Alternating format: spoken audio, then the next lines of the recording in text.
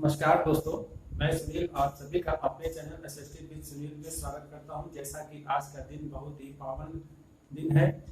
दिन तो सभी अच्छे होते हैं, लेकिन आज का दिन कुछ एक्स्ट्रा ही है ना है। आज महाराणा प्रताप की जयंती है। इस दिन एक महान शिरोमणि वीर राजपूत का मेवाड़ में जन्म हुआ था, जिसने देशभक्ति की एक ऐसी मिसाल दुनिया के सामने पेश की जो कि अतुलनीय है। तो आइए हम आज उनके बारे में जानते हैं कि राजस्थान में ये मतलब कि मेवाड़ कहाँ पर है, उनका जन्म कब हुआ, माता पिता, दो युद्ध जो कि उनके जीवन के सबसे महत्वपूर्ण युद्ध है, इसके में तो बात करते हैं। ठीक है, मार्कर मेरे करना।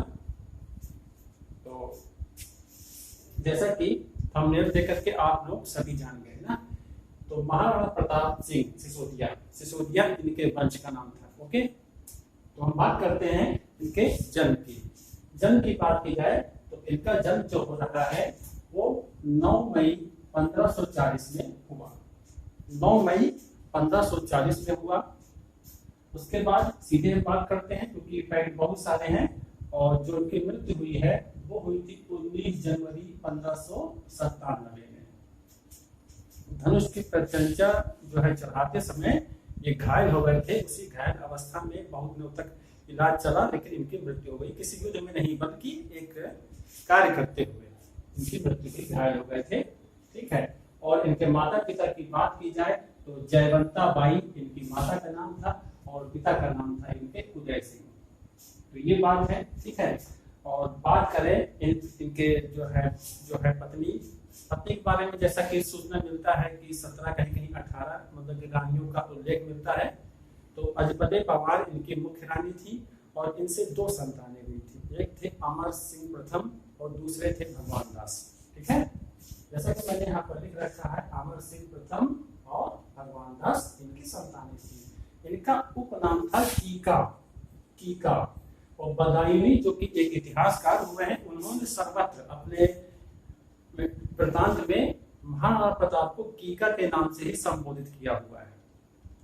क्योंकि जो मतलब कि मेवाड़ था, इसके पास जो है भील समुदाय के लोग भी रहते थे। तो अब भील समुदाय में छोटे बच्चों को कीका के नाम से पुकारा जाता है, प्यार से। तो भील लोग इनको कीका के नाम से ही पुकारते थे, तो एक नाम ये भी चल पड़ा इनका कीका। ठीक है, तो ये होगा। अब राज्याभिषेक की बात करें हम तो 3 मार्च 1572 को इनका गोकुंदा में क्या हुआ, राज्याभिषेक हुआ। गद्दी पर बैठते हैं मेवाड़ की, और राजधानी इन्होंने बनाया कुंभलगढ़ को। लेकिन मृत्यु से पूर्व इन्होंने जो है चावंड को राजधानी बनाया था। तो रही बात इनका जो घोड़ा था, सभी जानते हैं, चेतक। ठीक है, और जो हाथी था उस हाथी का नाम था राम प्रसाद। तो ये एक इनकी बायोग्राफी है छोटी सी, जिसमें इनके माता पिता का नाम आ रहा है, पत्नी का नाम आ रहा है, बेटों का नाम आ रहा है, कीका के नाम से इनको पुकारा जाता था, कहाँ जन्म हुआ, राज्याभिषेक कब हुआ, कब जन्म हुआ, कब मृत्यु हुई। तो ये आपने जाना। अब इनके जीवन में 2 युद्ध महत्वपूर्ण है। एक हल्दी घाटी का युद्ध, ठीक है, जिसको कहते हैं मेवाड़ की थर्मोपल्ली। ठीक है, और दूसरा है दिबेर का युद्ध 1582 वाला, जिसको कहते हैं मेवाड़ का मैराथन। ये थर्मोपल्ली और मैराथन जो है ये यूनान में हुए युद्ध हैं, जो यूनानियों और फारसियों के बीच में हुआ था। बड़े ही घमासान युद्ध हुए थे। इसमें बड़े बड़े ढाल को लेकर के स्पार्टन जो लोग थे, बड़े बड़े ढाल और भाले, जिनके फाल जो होते थे लोहे के, वो बड़े बड़े होते थे। उसी के बल पर इन लोगों ने वो एक खतरनाक युद्ध में विजय पाई थी, विपरीत परिस्थितियों में, स्पार्टन ने। ठीक है, इसके पर एक मूवी भी बनी है 300 के नाम से, देखना चाहो तो देख सकते हो आप लोग। तो बात करते हैं हल्दी घाटी का युद्ध 18 जून में हुआ। एक अनुमान ये भी लगाया जाता है कि ये 21 जून को हुआ। तो डेट तो 2 तारीखें आपको देखने को मिल सकती है, तो कंफ्यूज नहीं होना है।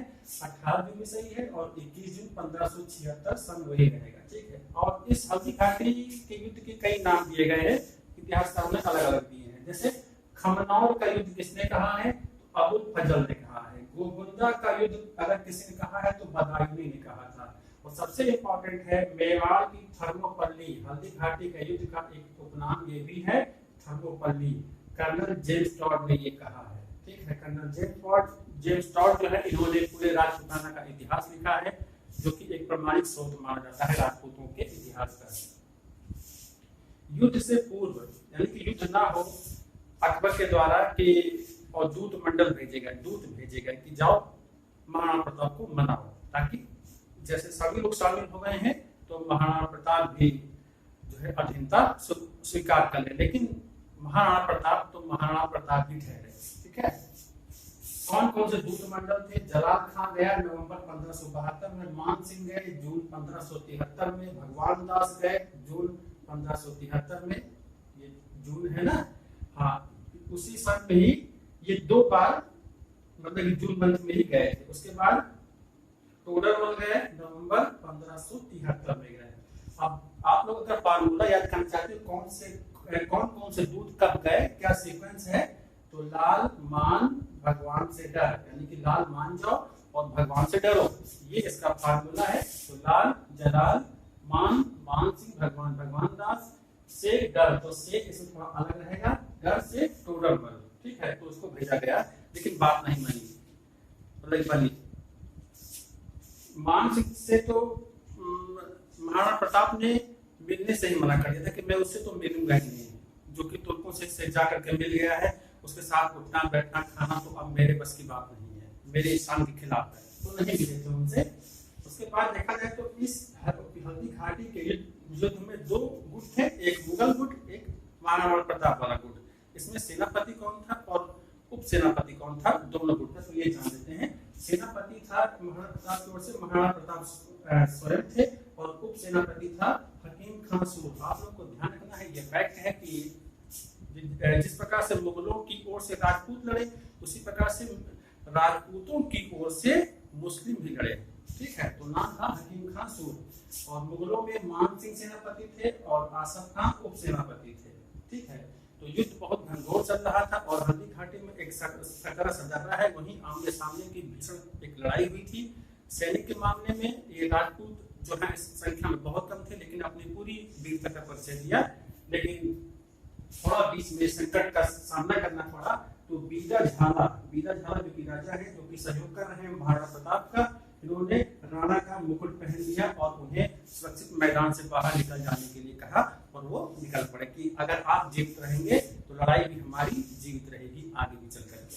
तो बीजा झाला है, इन्होंने इनका मुकुट पहन लिया था। ठीक है, उसके बाद अरावली की पहाड़ियों में छिपकर वर्गीगिरी पद्धति द्वारा मुगलों का इन्होंने सामना किया कई वर्षों तक। तो उसमें जो नाम आया है वर्गीगिरी का मतलब होता है छापा मार युद्ध प्रणाली। ठीक, छापा मार युद्ध प्रणाली, इसका मलिक अंबर और शिवाजी ने भी प्रयोग किया है बाद में आने वाले समय में। अरावली पहाड़ी ये राजस्थान का मैप मैंने ये बना रखा है, और इस भाग में अरावली की पहाड़ियां हैं। ठीक है, उसके बाद 1603 के बाद अकबर द्वारा कोई अभियान नहीं भेजा गया है। बार अकबर ने जो है अभियान भेजे, लेकिन सफलता नहीं मिली। अंत में 1603 के बाद अकबर की जब मृत्यु हुई, अकबर के शासनकाल तक 1603 तक केवल अभियान भेजा गया, उसके बाद भी अभियान गए हैं लेकिन वो बात नहीं बनी। उसके बाद दिवेल का युद्ध हुआ है, ये इंपॉर्टेंट है, आपको याद करना है। 1582 में हुआ था, जैसा कि मैंने भी बताया था। इसको मेवाड़ का मैराथन भी कहा जाता है। मैराथन एक मैदान का नाम है, यूनान में ही ये युद्ध हुआ था, फारसियों और यूनानियों के बीच में।